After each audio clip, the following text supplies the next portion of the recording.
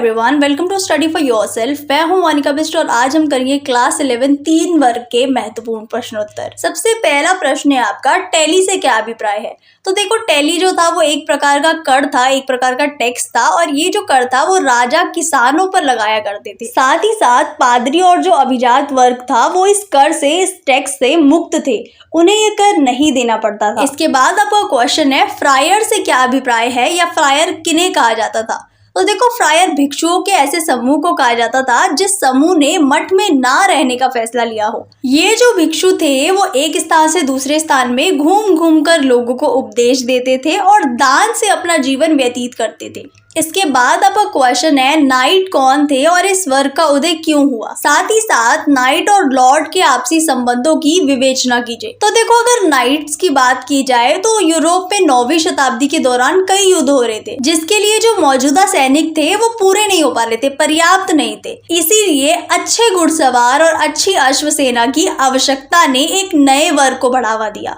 और जो कुशल घुड़सवार थे और उनकी अश्वसेना थी उसे ही नाइट्स का नाम दिया गया। अब अगर हम बात करते हैं नाइट और लॉर्ड के संबंध की, तो देखो, नाइट और लॉर्ड के आपसी संबंध यूरोप की सामंती व्यवस्था से जुड़े हुए थे। ये जो संबंध था वो मुख्य रूप से एक सामंत और उसके अनुबंध पर आधारित था, जिसमें सुरक्षा और सेवा का आदान प्रदान होता था। जैसे कि नाइट्स सेवा प्रदान कर रहे हैं और लॉर्ड्स उनको सुरक्षा देंगे। अब देखो, लॉर्ड जो थे, जिन्हें सामंत कहा जाता था, वो जमीन का मालिक होता था और उसके पास एक बड़ा इलाका होता था, जिसे वह छोटे छोटे हिस्सों में विभाजित करके अन्य निचले स्तर के योद्धाओं या नाइट्स को दे दिया करता था। साथ ही साथ नाइट्स जो थे वो उन योद्धाओं को कहा जाता था जो अपने लॉर्ड के प्रति निष्ठा की शपथ लेते थे और उनके बदले में जमीन यानी फीफ प्राप्त करते थे। और ये आपका 1 मार्क में भी आ सकता है कि फीफ क्या होता था। और जो जमीन वो उनको दिया करते थे, जो लॉर्ड्स यानी कि सामंत जो थे, वो नाइट्स को जो जमीन दिया करते थे वो 1000 से 2000 एकड़ या उससे ज्यादा तक फैली हो सकती थी। साथ ही साथ नाइट्स का मुख्य कर्तव्य अपने लॉर्ड की सेवा करना, युद्ध के समय में लड़ाइयों में भाग लेना और उसकी संपत्ति की रक्षा करना था।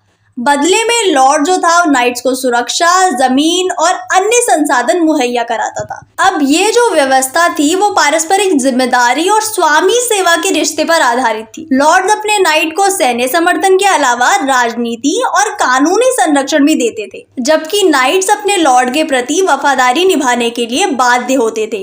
अगर कंक्लूजन में कहा जाए तो नाइट्स और लॉर्ड का संबंध सामंती व्यवस्था की नींव थी, और जहां नाइट्स को जमीन और सुरक्षा मिलती थी और उसके बदले में वो लॉर्ड की सेना में सेवा करते थे। इसके बाद आपको क्वेश्चन है, सामंतवाद क्या था या सामंतवाद किसे कहते थे।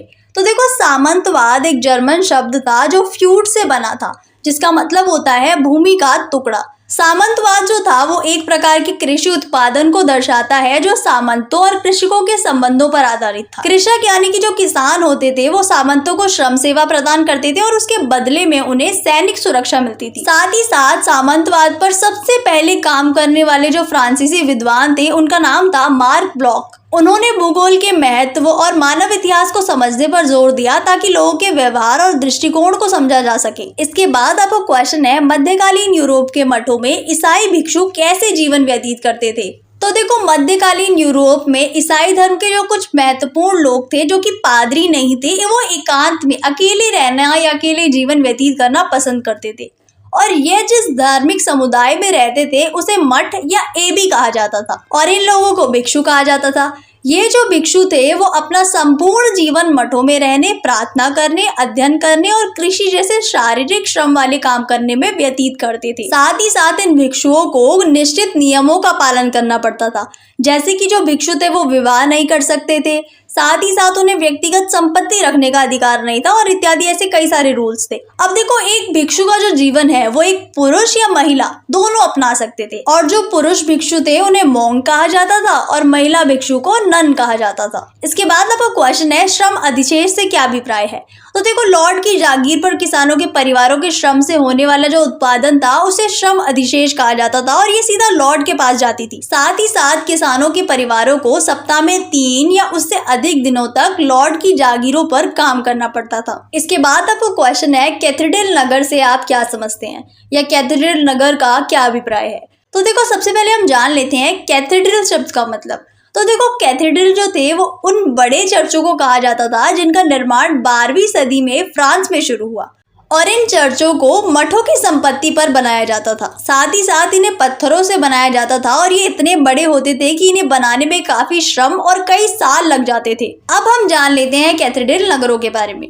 तो देखो जब कैथेड्रल नगर को बनाया जा रहा था उस टाइम पर क्या हुआ, इसके आसपास के क्षेत्र जो थे वो और अधिक बस गए और जब इनका निर्माण कार्य पूरा हो गया, यानी कि जो पूरे के पूरे चर्च थे वो बनके तैयार हो गए, तो वो एक तीर्थ स्थल बन गए थे और इस प्रकार उनके चारों ओर छोटे छोटे नगर विकसित होने लगे जिसे कैथेड्रल नगर कहा जाने लगा। और साथ ही साथ ये जो चर्च थे, कैथेड्रल चर्च, वो फ्रांस के धार्मिक और सांस्कृतिक का केंद्र माना जाता था। इसके बाद अब क्वेश्चन है 14वीं शताब्दी के संकट को स्पष्ट कीजिए या फिर 14वीं सदी की शुरुआत तक यूरोप का आर्थिक विस्तार धीमा पड़ गया था, ऐसा किन कारणों से हुआ था, इसे स्पष्ट कीजिए। साथ ही साथ ये भी पूछ सकते हैं कि 14वीं शताब्दी के आर्थिक संकट को स्पष्ट कीजिए, तो सबका आंसर यही होगा। तो देखो 14वीं शताब्दी के आर्थिक संकट के या संकट के कई सारे कारण थे। पहला देख लो मौसम के बदलाव। तो देखो 13वीं शताब्दी के अंत में क्या हुआ था, उत्तरी यूरोप में जो गर्मी की जगह थी वो ठंडी ग्रीष्म ऋतु ने ले ली थी, जिससे पैदावार का जो मौसम था वो छोटा हो गया था। दूसरा अगर पॉइंट की बात की जाए तो वो है आपका आर्थिक संकट। तो देखो इस टाइम पर आर्थिक मंदी के कारण लॉर्ड्स की आय और सरकार की करों से होने वाली आमदनी भी कम हो गई थी। तीसरा कारण था आपका संसाधनों की कमी। तो इस टाइम पर क्या हुआ था, जनसंख्या वृद्धि के कारण संसाधन जो थे वो कम पड़ गए थे। साथ ही साथ जो 3 क्षेत्रीय फसल चक्र अपनाया जा रहा था उससे भूमि कमजोर होने लगी थी, जिससे पैदावार घट गई थी। फोर्थ पॉइंट है आपका पशुधन में गिरावट। तो देखो जैसे कि हमने पढ़ा कि मौसम खराब हो रहा था तो पैदावार कम हो रही थी। अब चारागार की कमी से क्या हुआ, पशु की संख्या कम होने लगी और 320 में बड़ी संख्या में पशुओं की मृत्यु हो गई। फिफ्थ पॉइंट है आपका अकाल और महामारी। तो 1315 से 1317 के बीच भयंकर अकाल पड़ा और महामारी फैली, जिससे यूरोप में प्लेग का संक्रमण जो कि चूहों के जरिए फैला था, उससे लाखों लोग मारे गए। एंड 6 पॉइंट है आपका मजदूरी में वृद्धि। अब इस टाइम पे मजदूरों की कमी के कारण मजदूरों की जो दर थी वो 250% बढ़ गई थी। इसके बाद अब क्वेश्चन है 11वीं शताब्दी में यूरोप में हुए विभिन्न प्रौद्योगिकी बदलावों की विवेचना कीजिए। तो देखो 11वीं शताब्दी में यूरोप में विभिन्न प्रौद्योगिकी बदलाव को निम्नलिखित तरीके से समझा जा सकता है, जिसमें पहला बदलाव है आपका लोहे के औजारों का उपयोग। तो देखो इस टाइम पर कृषि के जो हल थे और कुल्हाड़ी और कुदाल, इन सारे उपकरणों में लोहे का प्रयोग किया जाने लगा, जिससे खेती जो थी वो और अधिक प्रभावी हुई।